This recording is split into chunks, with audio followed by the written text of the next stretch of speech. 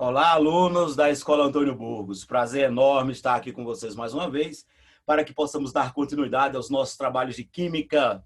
Desta vez, falaremos sobre solução tampão. A solução tampão, né? Ainda dentro do equilíbrio, dentro do contexto de equilíbrios químicos, né, nós vamos pensar numa solução tampão como sendo uma preparação química destinada a evitar, a minimizar variações de pH. Né?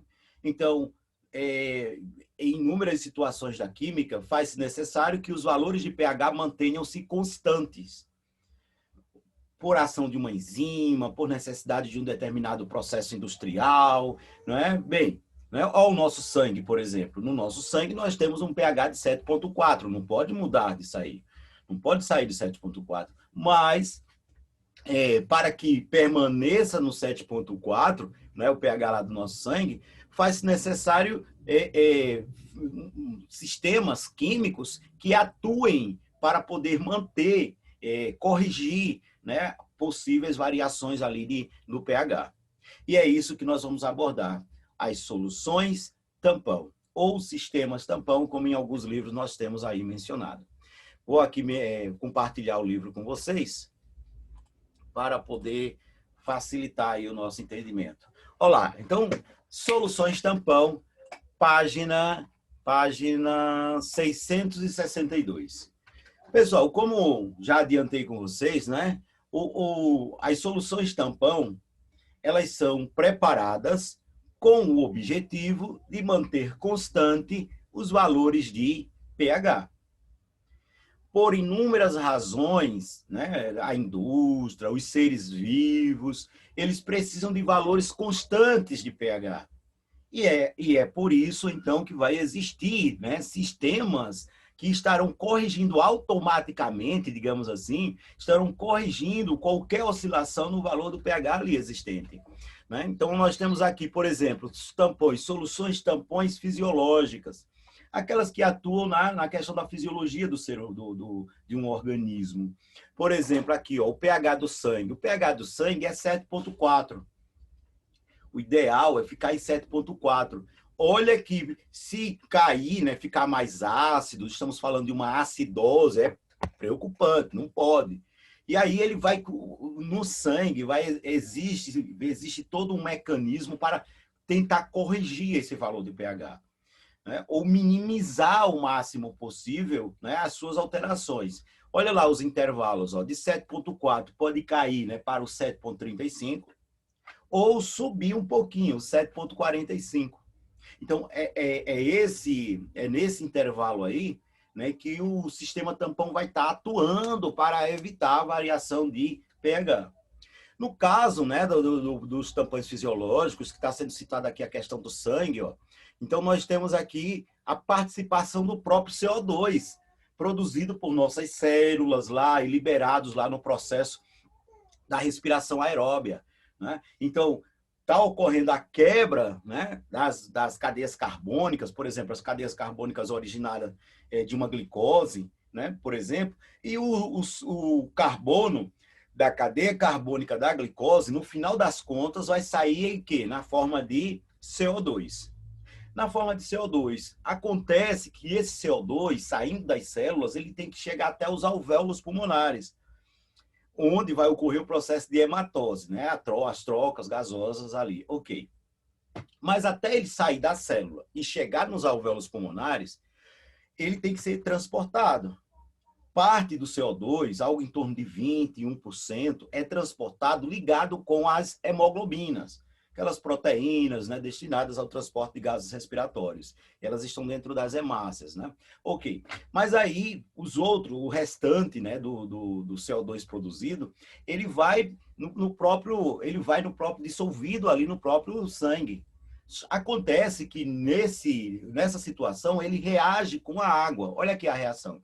CO2 vai reagir com a água existente lá no sangue, produzindo o ácido carbônico. O ácido carbônico, por sua vez, ele sofre o processo de ionização, liberando o hidrogênio, certo? Liberando o hidrogênio e o ânion bicarbonato. Bem, pensa comigo. Então, o CO2 está saindo das nossas células o tempo todo. Esse CO2 vai ser utilizado para produzir um ácido, o ácido carbônico. E é esse ácido carbônico, produzido em maior ou em menor quantidade, que vai garantir uma regulagem do pH sanguíneo. Tipo assim, quando o pH do sangue estiver ficando muito ácido, né, estiver ficando muito ácido, significa dizer que o pH baixou, né? Quanto mais próximo do zero, mais ácido é o meio. Então, o que vai acontecer?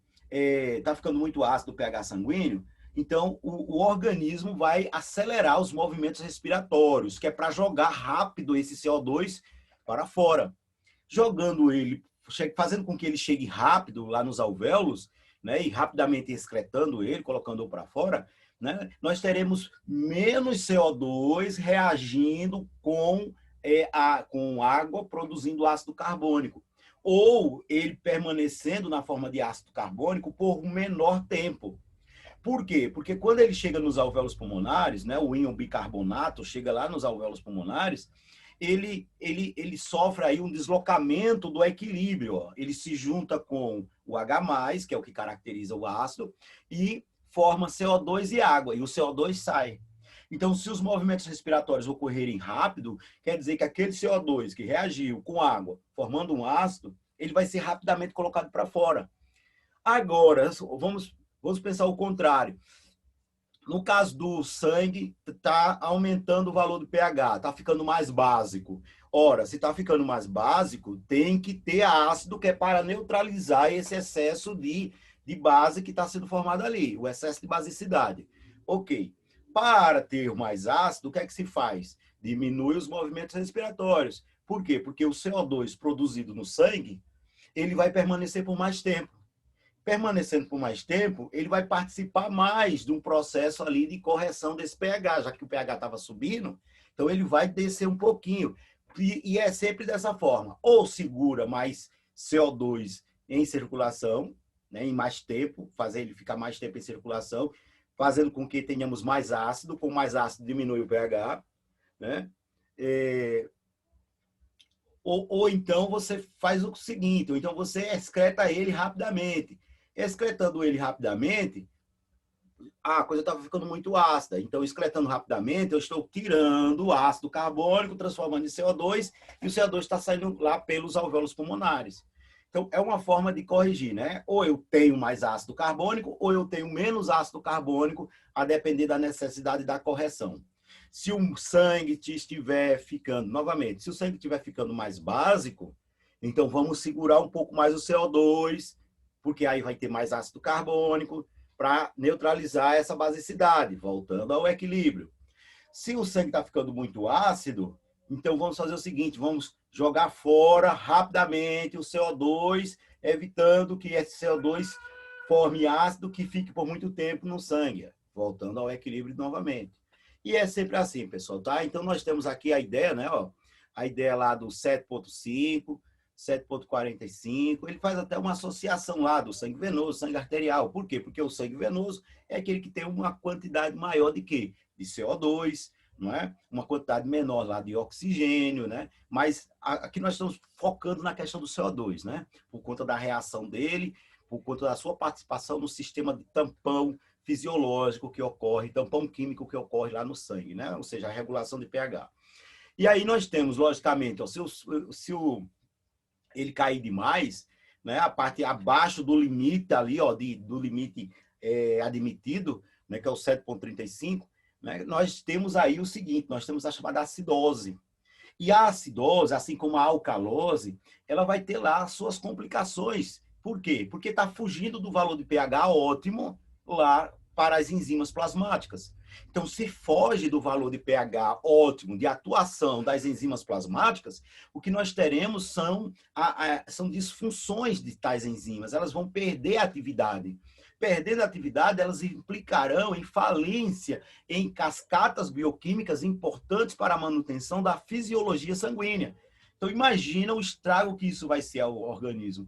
Então, qualquer medicamento que vai ser injetado, ele tem que ser preparado, né, com valores ali, com valores ou com uma constituição química adequada para não interferir no equilíbrio do pH do sangue, certo? Tem que ser preparado já para chegar lá no sangue e não alterar o valor de pH. Porque se isso acontecer levando a acidose ou a alcalose, a permanência disso pode levar o indivíduo à morte, tá certo? Então tem que ter cuidado nessa situação aí, né? A saliva é outro exemplo de tampão, olha lá, saliva, né? Indo literalmente pelo livro aqui, ó, né? Já que aqui a gente já fala num pH ainda mais próximo da neutralidade, mais próximo do 7 na questão da saliva, por conta da atuação de, ó lá, mesma razão da manutenção do pH sanguíneo, por conta lá da ação da enzima que nós temos lá na cavidade bucal, né, que atua sobre o amido, né? A amilase salivar, também chamada de ptialina, tá certo? Então, o que é que nós temos aqui, ó? Nós temos essa característica permite neutralização de substâncias ácidas, né, presentes na boca, produzido, por exemplo, pelo metabolismo bacteriano dos carboidratos. Então, lá na saliva vai ter, né, um tampão, se chama tampãozinho, para poder equilibrar. Claro que isso tem um limite. Claro que isso não é eterno. Se você chegar lá e jogar um ácido muito forte ou uma base muito forte, o sistema tampão vai tentar corrigir o máximo que pode, mas não vai conseguir segurar eternamente, né? Então, no caso aqui, por exemplo, né, resíduos de carboidratos, por exemplo, né, resíduos de alimentos de maneira geral, deixados, ou até mesmo as próprias células do epitélio bucal lá, que fica descamando, né, da mucosa bucal, que fica descamando, esse material ele pode ser fermentado por bactérias lá da boca, levando à produção de ácidos orgânicos. E esses ácidos orgânicos, eles vão diminuir o valor, né, do pH lá da cavidade bucal. E com a diminuição desse pH lá da cavidade bucal, vai interferir em outros sistemas, né? Tanto na questão da atuação da enzima, como também na questão do equilíbrio químico da hidroxiapatita. A hidroxiapatita, né, que é um material lá que está formando a estrutura lá do nosso esmalte dentário, ela está em equilíbrio. Ora ela libera hidroxilas, ora ela volta a hidroxila da sua estrutura. Acontece que quando ela está sem a hidroxila, ela fica fragilizada. E fragilizar o esmalte dentário é fragilizar toda a estrutura praticamente do dente para que ocorra um ataque, né, e a formação de cáries, a corrosão ali mais adiante. Então, por que é tão importante essa manutenção, né? Justamente para manter o equilíbrio químico lá da hidroxiapatita e, com isso, manter a estrutura do esmalte o melhor possível, da maneira mais íntegra possível, né? Então, nós temos aqui, ó, pH da saliva se encontra bem próximo da neutralidade, variando em 6,4 e 6,9, no intervalo entre as refeições e entre 7 e 7,3 durante as refeições. Então, durante as refeições, né, no intervalo entre as refeições, a fermentação de resíduos, levando à formação de ácidos, mesmo que seja pouquinho, né, mas isso já dá uma diminuída no valor do pH, 7,4, 6,9, eu já considero aí o 6,4, né, já entra na escala como levemente ácido. Esse levemente ácido, continuamente atuando sobre a hidroxiapatita lá do esmalte, pode levar ao desmanche dela e à formação de cáries futuramente. Efeito do íon comum. Pessoal, o tal do efeito tampão, né, ou da solução tampão, ou sistema tampão, ele tem tudo a ver com a história do efeito do íon comum. O íon comum, né, é aquele... Eu tenho lá um equilíbrio, olha lá, eu tenho um equilíbrio, não é um equilíbrio químico, tem lá os reagentes, tem lá os produtos, entre os produtos eu tenho um íon, por exemplo. Poderia ser até entre os reagentes, não tem problema. Mas lá entre os produtos eu tenho um íon. Aí, de repente, é colocada alguma coisa nesse sistema, que tem em comum o mesmo íon que lá já existia. Ora, qual vai ser a consequência disso? Pelo princípio de Le Chatelier, né, o deslocamento do equilíbrio vai ocorrer no sentido de consumir aquilo que chegou extra. Aquilo que foi adicionado extra ali, né, que estava em equilíbrio, chegou né, um extra de um íon lá do produto. Ora, o deslocamento do equilíbrio vai se dar no sentido de consumir aquilo que chegou. Então, é essa a história do íon comum, né? Como nós vimos aí lá na explicação dos princípios de Le Chatelier.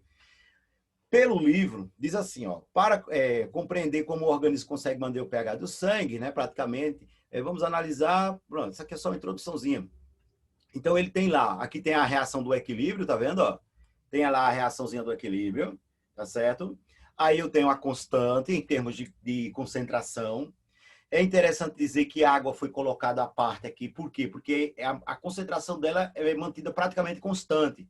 É enorme, digamos assim. Então, sofre variações. Não é?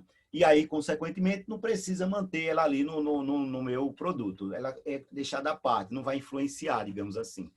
Aí eu tenho o bicarbonato de sódio. Para a solução de bicarbonato de sódio, aí eu tenho uma outra situação de equilíbrio. Lá em cima é do CO2 com a água. Nesse outro aqui é do bicarbonato de sódio, né? Que em meio aquoso, ó, tá vendo? Aqui ele não chegou nem mesmo a mencionar lá a água como um reagente. Por quê? Porque ela é praticamente constante, ela existe em grande quantidade. Aí eu tenho aqui sódio, né, mais CO3 menos. E isso vai me dar justamente a montagem da ideia do equilíbrio. E aqui na situação eu tenho a constante de equilíbrio em termos de concentrações, tá vendo? Ó? E em termos de concentrações, você tem ali na parte dos denominadores, você tem lá o que é reagente. No numerador, você tem lá o que é produto. Do mesmo jeito que a gente viu lá anteriormente. Não tem o que citar aqui, não. Tá bom. Mas aí é que tá, veja, preste atenção. Se eu estou juntando, né? Se de repente eu estou pensando nesses dois componentes juntos ao mesmo tempo, vai existir entre eles o quê? Ó? Um íon comum, que é justamente o íon bicarbonato, não é? Que termina sendo, né? Ele termina aí se comportando como uma base. Por que como uma base? Uma base conjugada. Lá em cima, uma base conjugada do bicarbonato de sódio, né? Aqui, ó, né? Nessa segunda linha aqui. E na primeira linha, certo? Uma base conjugada do ácido carbônico. Mas, em ambos os casos, o que é que eu tenho? Eu tenho a base conjugada. Eu tenho um íon comum ali. E aí, então, detalhe que essas bases, elas estão associadas, essas bases conjugadas, elas estão associadas à formação de um ácido. Qual é o ácido? Um ácido fraco. Né? Então, de repente, eu posso estar corrigindo, olha lá, já preparando o nosso raciocínio, eu posso estar corrigindo o pH de uma solução, pegando os hidrogênios do meio, em uma reação que leve à formação de um ácido fraco. Por quê? Porque uma coisa é eu ter o hidrogênio no meio, solto. Aí, quanto mais hidrogênios eu tiver no meio, íons hidrogênio, é o cátion hidrogênio, o próton, né? É isso que eu estou falando. Quanto mais desses hidrogênios eu tiver ali no meio, mais ácido é esse sistema. Porém, se ocorrer um efeito do íon comum, levando a um deslocamento do equilíbrio, no sentido de pegar esses íons hidrogênios e, com eles, construir ácidos fracos, aí eu estarei diminuindo a acidez do meio, porque eu estou pegando o hidrogênio que está ali solto, o cátion H+, está ali solto, garantindo que o ambiente seja bastante ácido, e estou jogando ele na forma de um ácido fraco. O ácido continua lá no meio, mas é um ácido fraco. Em outras palavras, é um ácido cuja molécula prefere não liberar o hidrogênio, fica com ele preso, libera alguns poucos, não é? Então, aqui, do mesmo jeito, né, nós podemos ter esse raciocínio que nós desenvolvemos para um ácido fraco, nós podemos ter também em relação a uma base fraca, né? Em relação aqui a uma base, ó, tá vendo? Ó? Aqui eu tenho amônia, né? Ó, amônia mais água, aí ocorreu aqui a liberação, né, das hidroxilas. E como o H+, ele de repente liberou, né, ele está aqui, ele pode liberar um hidrogênio, então ele está se comportando como um ácido conjugado. Pessoal, quem ficou em dúvida em relação à questão de ácido conjugado, base conjugada, né, pode dar uma olhadinha no capítulo anterior e na próxima aula ao vivo nós podemos esclarecer essas dúvidas também, tá certo? Então, tem que se movimentar, tem que correr atrás. Então, eu posso ter, de repente, olha, eu posso ter lá, ó, os ácidos. Quem é o íon comum agora, quando eu estou usando lá os sistemas de base fraca? O íon comum é o ácido conjugado. Ou seja, eu tenho o mesmo raciocínio. Ó. Eu tenho hidroxilas soltas no meio. Tenho hidroxilas soltas no meio. Hidroxilas soltas no meio está deixando o meio o quê? Básico. Mas aí aconteceu de chegar o íon comum, né? Chegou ali um íon comum, o sentido do deslocamento vai ser consumir esse íon comum. Para consumir ele, consome de tabela também as hidroxilas. Aí eu pego as hidroxilas que estavam soltas e com essas hidroxilas soltas eu vou construir bases fracas. Ó, quanto mais hidroxilas estiverem soltas ali, mais básico é o meio. Mas uma coisa é ela está solta, outra coisa é ela está livre e eu juntá-la com outro componente, que no caso aqui é o íon comum, o ácido conjugado, e formar com isso tudo uma base fraca. A hidroxila permanece lá, mas não está solta, está unida. Não é? Então, eu vou estar corrigindo o pH do meio, tá certo? Em ambas as situações. Aí tem lá, se soluções tampão. Aí, pessoal, essas soluções tampão, né, elas envolvem cálculos também, né, elas têm sistemas de cálculo. Eu vou deixar para poder explicar isso aqui, né, porque é um assunto bem longo, porque envolve os dois, tá certo? Eu vou deixar para explicar isso aqui na aula ao vivo. Tá certo? Até mesmo para não ficar, né? Para de um momento só já iniciar o assunto e já mandar muito conteúdo em um único vídeo. Tá certo? Mas no próximo momento nós estaremos aqui falando sobre como construir ali essas soluções tampões em termos de determinar os valores de pH delas, tá vendo? Ó? Então eu vou poder, de repente, calcular aqui, ó, né? Só para poder a gente ir já mensurando a coisa. Eu posso encontrar aqui ó, o pH, que é o menos log, né, da concentração de íons hidrogênio. Eu posso encontrar aqui o pH da minha solução, tá certo? Posso encontrar o pH da minha solução pelo cálculo envolvendo lá a constante da ionização do ácido que eu estou usando, menos o log, né, dessas concentrações aqui, ó, do ácido, certo? Do ácido pelo o ânion dele liberado após o seu processo de ionização. Em outras palavras, eu posso ter aqui, né, nessa relação do pH, né, a seguinte situação. Eu posso ter lá, construir sistemas tampões para corrigir a acidez, sistemas tampões para corrigir basicidades. Eu posso preparar uma solução tampão para manter um determinado valor de pH. Lembrando que isso não vai ser eternamente. O papel de regulagem, o papel de correção que as soluções tampão vão manter é só por um período de tempo, né? Enquanto tiver aqueles reagentes ali necessários a promover o deslocamento adequado para que ocorra a correção do valor de pH, tá certo? Então, ele vai estar amortecendo, mas se for uma coisa que esteja, por exemplo, vamos pensar que um sistema tampão foi estabelecido para segurar o pH ali em torno de 6,5. Aí, de repente, está chegando um ácido, está gotejando um ácido forte. Esse ácido forte que está sendo gotejado, ele não vai mexer no pH de imediato, né?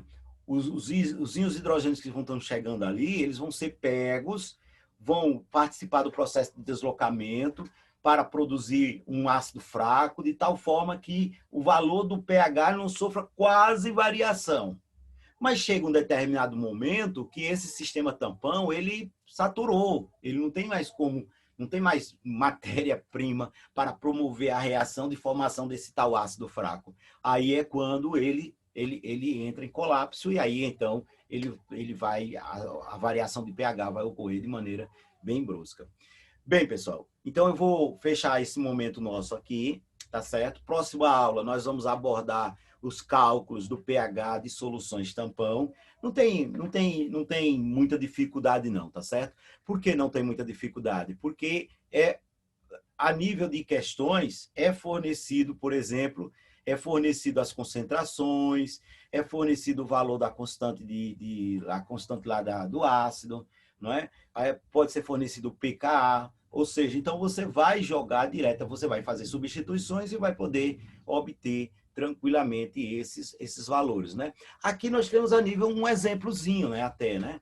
Aqui, ó, o pH, aí ele chega lá com o valor de 4,7, ó, que é o pKa do ácido, você não vai estar decorando o pKa dos ácidos, isso vai ser fornecido em questões, tá certo? E depois ele chega lá com a relação do mais log, né? Ocorreu a inversão aqui, professor, por que aqui inverteu? Né? Por conta da questão dos sinais, tá vendo?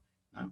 Aí houve a inversão ali. Mas sim, aí nós temos lá o 0,13, né? Que é 0,13 mol de acetato, ó, de sódio. O acetato é o negativo da história, olha ele aqui, ó, é o ânion. Aí isso colocou lá. E aqui eu tenho 0,10 mols do ácido, que é o ácido, ele na fórmula não ionizada. Tá lá a concentração dele, tá vendo aqui, ó? Na parte de baixo da fração, aqui, ó, e ele substituiu aqui. Pois bem, então nós vamos trabalhar aqui fazendo a parte matemática da coisa. Claro que quando nessas situações é muito frequente a própria questão também te fornecer alguns valores de log, né, para poder você fechar o teu raciocínio ali, tá bom? Pessoal, próxima aula eu continuo isso aqui com vocês, para o vídeo também não ficar muito grande e não ser uma grande quantidade de material de uma única vez, tá certo? Então, pessoal, se cuidem, tá? Até o nosso próximo momento. Tchau, tchau. Tchau, pessoal.